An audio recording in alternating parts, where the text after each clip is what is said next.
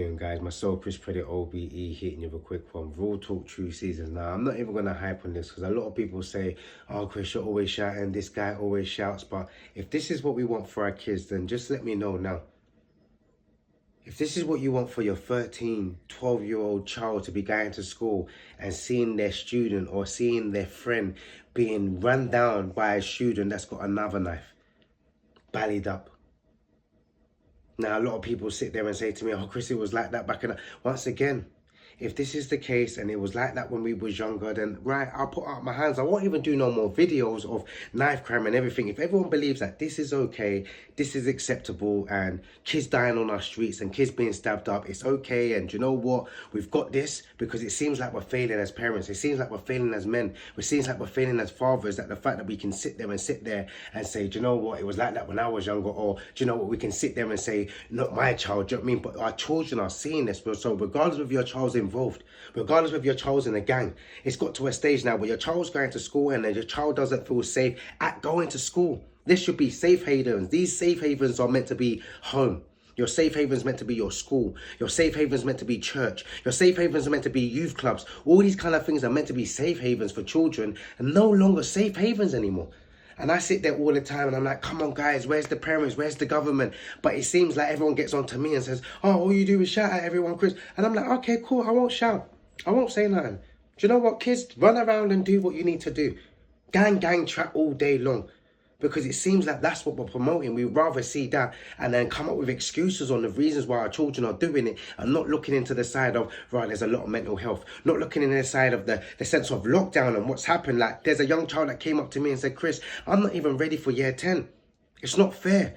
Some kids are going into year 11 and they've been getting their grades being knocked off and everything because due to the lockdown and everything, and they haven't been able to catch up with certain work. But the young kids are saying to me in year 9 and year 10, like, why aren't we getting the same consideration? Because like, I feel like I've missed near enough a year, 2 years of school. Once again, the traumas that they must be suffering. Once again, there's a lot of young people right now that are just traumatized and now, if not being monetized and if not glorifying that world of, oh, I'm just going to be watching YouTube, I'm just out there drilling. And now all of a sudden, because of lockdown, because of COVID, everyone wants to walk around in masks and feel safe. Now our young people are walking around in masks and now not even feeling safe in the sense of they're doing it because they don't want to catch a case. They're doing it because they want to be catching their ops and all the rest of it. So now everyone can wear a mask, but then now our kids are all at danger because we don't even know who's who anymore. And once again, a lot of people will sit there and say, Chris, they already know about the AI and all the rest of it. We know about the AI. We know about certain technology that's coming in. We know about the digital world. We know about all the kind of things where a lot of jobs are going to be eliminated, but we sit there and don't talk about the problem at hand.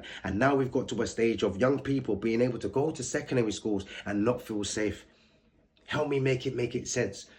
Help me make it make sense. I won't shout, I won't get onto no parents, I'm not getting onto nobody right now. I'm just saying, looking at this, help me make it make sense. If this is okay, then it's okay.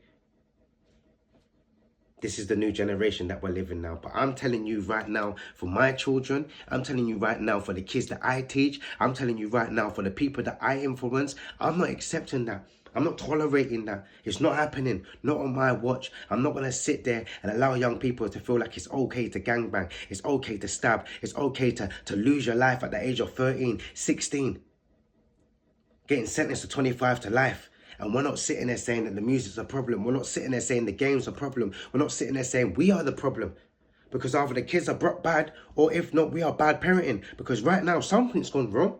Something's gone wrong and we don't want to take no ownership. Oh, it's not us, Chris.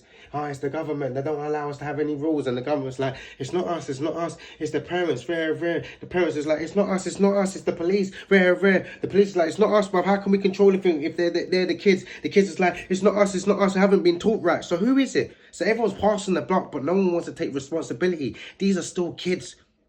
They haven't even grown yet.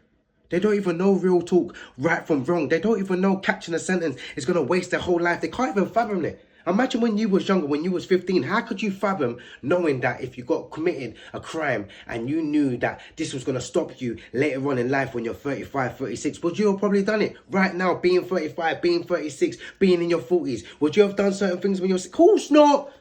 These kids don't know. So it's up to us to teach them. It's up to us to guide them. It's up to us to go through certain pitfalls and certain mistakes. I thought certain man them on the roads was going through certain mistakes and saying, the road thing didn't really work out for me still. Because everybody that's gone to prison, you failed, fam. Everyone's trying to glorify it, bruv. You're not a road man. If you got caught selling drugs, you're not good at selling drugs. If you got caught for running up into a bank, you're not good at running up into banks, bruv. If you got caught driving a stolen, you're not good at it. It doesn't make any sense, but you're getting glorified. Man's a bad man. Man took man out. Man's a murderer. Okay, make it make sense. So you know with that, you failed at that. But we're going to still keep telling our kids, yeah, that's the right path, cuz come on, you got to be a driller, pup. You got to be a gang, pup. You're not only real, bruv, until you do 10 years in prison, you know, cuz that's the real drillers out here. You got guys on podcasts jumping on there talking about they've done a bid. They was in prison for murder. They was in prison for killing 2 people. And we're giving it ratings like, oh, man, respect that, cuz still, but you're still out here, cuz come on, bruv, man's out here. Prison can't break me. Come on, bruv, man was ganging up in there. Man was smoking. Okay, and these are our role models. We need to make sure that we're sitting down with our kids. In my last video, like I said, this is time for you parents. We can't sit there anymore and wait for anybody else to teach our children. We can't wait for the school. We can't wait for government. We can't wait for anybody. Don't make your child be a statistic on your watch. I said it. Don't make your child be a statistic on your watch. These are your children. These are the children that you pushed out. These are the children that you created. These are the children that you've bathed and cleaned and changed their nappy. Don't make them become a statistic because you want to take the foot off the gas. Like you don't know half term is not coming up. Half term is coming up, people. So this is just the beginning. Half term's coming up. Do you know where your kids are? Have you got certain things planned out? Are you going to make sure that there's activities in place? If you are working, what have you done about making sure that someone's around them? They've got certain care. They've got certain people that's going to be influencing them in the right way. Not just trying to leave them in the house and thinking, oh, my kid's going to stay in the house. Let me just give them the computer. Or my kid's just going to be running up and down the road and, oh, they're a good kid anyway. They're not going to do nothing. Because we like to pass the buck. We like to sit there and be like, oh, not my child, not my child, until your child is committing murder, until your child is being stabbed. And then we want to say, Chris, we need to march. Then we want to say, Chris, we want to make change. Then I get parents calling up my phone saying, Chris, I need your help. I need your help. Then kids are getting called to me saying, yo, bro, like, I've gone to prison now. Like, I've realized everything that you were saying in your videos and everything even when you come into my school, you was keeping it real. But none of these man them want to keep it real. Man them want to say that I'm not real. But I'm the one that's keeping it real, saying, why do you want to sacrifice your life? You're better than that. You're amazing. You're great. You're important. You're here for something. You're here to make sure that the next generation are going to be able to be inspired by you.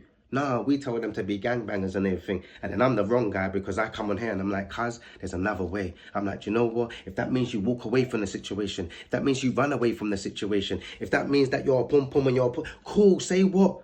Because that doesn't define your future. It's not about how you start the race. It's about how you want to finish. It's not about being a gangbanger, bruv, if you can't even hold the credibility for it. A certain man will snake you in 2 seconds, your own doggy, your own friend. When you go into prison, no one doesn't even care about you. You talk about making money, bruv. You can be 6-figure man and have all of that, bruv, and have loyalty and have respect and have property and have assets and still become the person that you know that you should have been. So parents, this half term, please make sure that you're around your kids. Schools are finding it difficult enough to be trying to control these kind of understandings. How can they control it if we can't even control our own kids? This goes out to the Mayor of London, Sadiq Khan. What are you doing? You keep sitting there saying, oh, I'm for the people, I'm for the people, I'm for the Londoners. Londoners what? We need to make sure that we're doing more. But what's you guys' thoughts? Do you make your kids feel safe? What's you guys' thoughts in the sense of young kids? Do you feel safe? Do you feel safe when you're walking out? Are you going to have a good half term? Tell me what you're doing in half term. Tell me what you're doing with your kids in half term. Kids, tell me what you would like to do. Comment below. Let's create this village.